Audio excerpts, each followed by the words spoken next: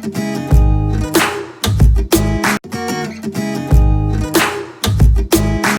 Everyone, welcome back to my YouTube channel easy English. मैं Shyam Mishra, English coach, corporate trainer, placement expert, आपका फिर से स्वागत करता हूं अपने चैनल इजी इंग्लिश में। आज हम देखेंगे एक बहुत ही इंपॉर्टेंट टॉपिक। अगर आप अभी अभी पास हुए हैं, ग्रेजुएशन या पोस्ट ग्रेजुएशन या पिछले 2 सालों में पास हुए हैं और आप नौकरी की तलाश कर रहे हैं और इस तलाश में आपने अपना रिज्यूम बहुत सारी कंपनीज को या तो मेल किया है या उनकी वेबसाइट पे अपलोड किया है या फिर जो नौकरी पोर्टल्स होते हैं, जॉब पोर्टल्स होते हैं, उधर आपने अप्लाई किया हुआ है, उसके बाद भी आपको कॉल नहीं आ रहा है। इसका मतलब है आपका जो रिज्यूम है उसमें कुछ गड़बड़ है, हमें उसे अपडेट करने का ज़रूरत है। तो हम आज सीख लेते हैं एडवांस लेवल का अच्छा रिज्यूम कैसे बनाना है। इसके पहले समझ लेते हैं ये रिज्यूम होता क्या है, व्हाट इज़ रिज्यूम।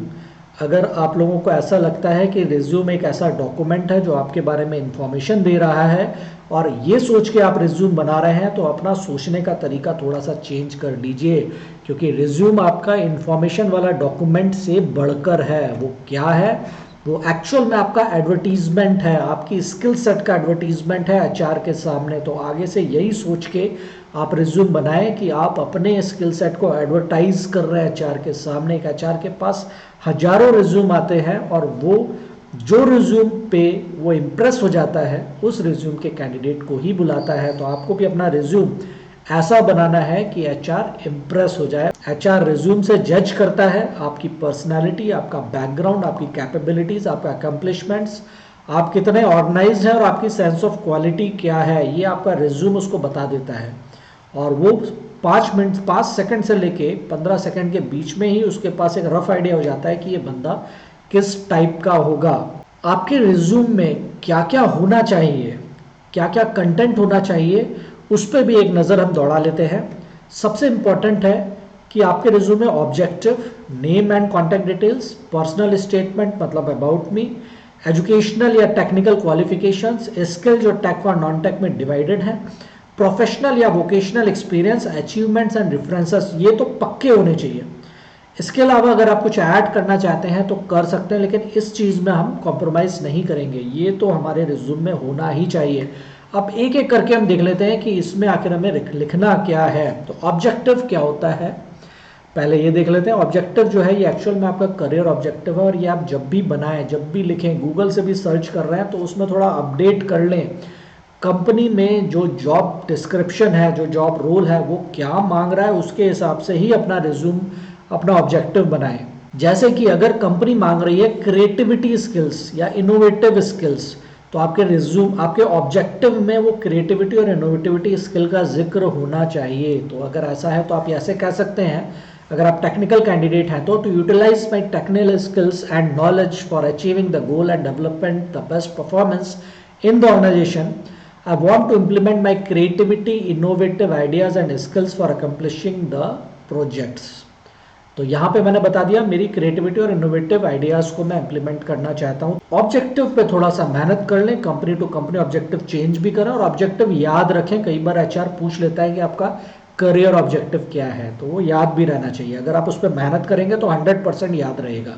अब सेकंड देख लेते हैं, name and contact detail. Name and contact detail तो बहुत आसान है, आपको अपना नाम और कॉन्टैक्ट डिटेल ही देना है, लेकिन इसको थोड़ा क्रिएटिव तरीके से देना है, नॉर्मल तरीके से नहीं देना है।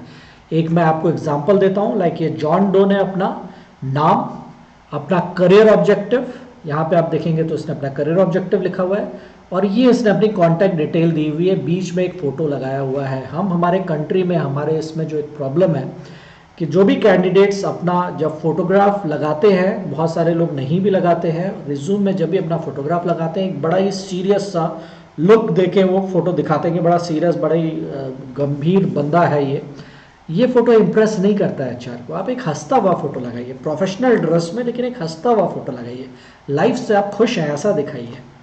और अपने कॉन्टैक्ट डिटेल में आप जब ईमेल आईडी, मोबाइल नंबर, आपकी लोकेशन मतलब एड्रेस, लिंक्डइन प्रोफाइल शेयर कर सकते हैं, बहुत अच्छा है।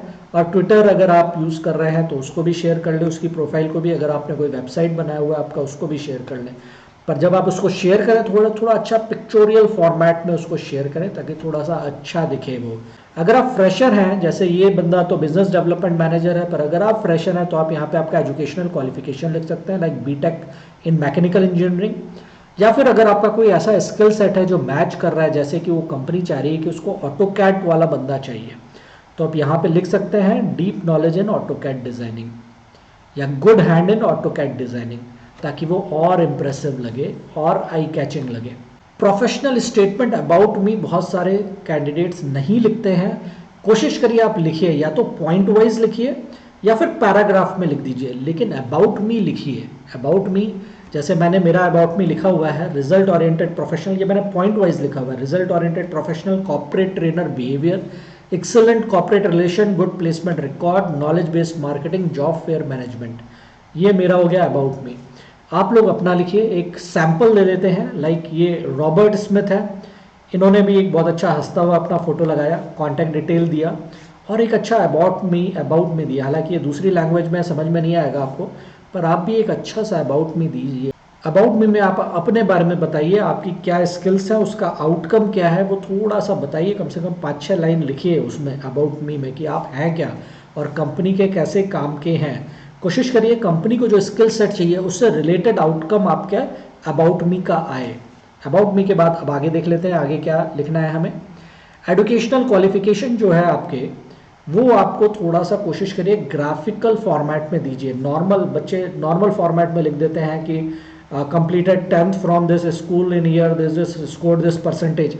ये फॉर्मेट नहीं, थोड़ा सा टेक्निकल फॉर्मेट में दीजिए। जैसे यहाँ पे इस बंदे ने जो अपना एजुकेशनल क्वालिफिकेशन दिया है वो एक लाइन ग्राफ के फॉर्मेट में दिया है कि उसने 10th इस टाइम पे किया, इस स्कूल से किया, इस ईयर में किया, यहाँ पे परसेंटेज भी लिख सकता है वो। 12th उसने इस टाइम पे किया, इस स्कूल में किया, इस ईयर में किया, परसेंटेज लिख सकता है, और ग्रेजुएशन ये किया, परसेंटेज लिख सकता है। अगर आपके परसेंटेजेस इंप्रूविंग हैं तो आप बार ग्राफ बना दीजिए। बार ग्राफ में नीचे लिखिए क्वालिफिकेशंस और इधर पे लिखिए परसेंटेज। तो परसेंटेज में 20, 40, 60, 80, 100 कर दीजिए, इधर 10, 12th और ग्रेजुएशन कर दीजिए।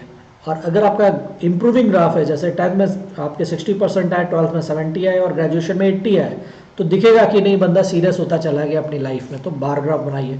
अगर इंटरेस्टिंग परसेंटेज नहीं आए हैं तो लाइन ग्राफ बना दीजिए। अब एजुकेशन क्वालिफिकेशन के बाद आपको अपनी स्किल्स शो करनी है। स्किल्स में कुछ जो टेक्निकल कैंडिडेट्स हैं वो टेक्निकल स्किल्स भी ऐड कर सकते हैं, नहीं तो नॉन टेक स्किल्स बता सकते हैं। इसका एग्जांपल ले रहे हैं हम, जैसे जॉन डो ने अपनी स्किल भी बहुत अच्छे से प्रेजेंट करी है। वो सर्च इंजन ऑप्टिमाइजेशन में उसका काफ़ी अच्छा स्किल है, public speaking, negotiation, team work, decision making, research and strategy, emotional intelligence, outbound marketing, email marketing, Google analytics, sales and marketing. ये सारी उसकी टेक्निकल और नॉन टेक स्किल्स मिला के ये सारी स्किल्स हैं। ज़्यादातर ये डिजिटल मार्केटिंग से रिलेटेड स्किल्स हैं। तो आप भी अपना स्किल प्रेजेंटेशन कुछ इस तरीके से दे सकते हैं। ये बहुत अच्छा फॉर्मेट है, इसको यूज़ करिए अपने रिज्यूम में।